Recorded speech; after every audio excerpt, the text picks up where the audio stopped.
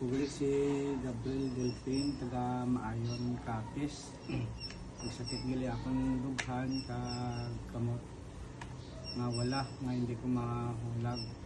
Tapos nagkadto ko sa akon nga ama nangayo ko bulig. Yung tagaan nila ko sang extreme herbal.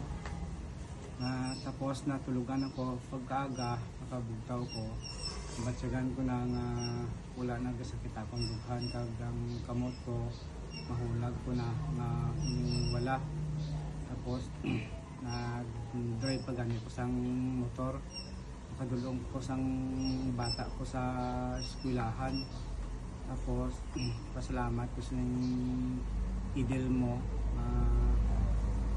na kuha ang akong sakit.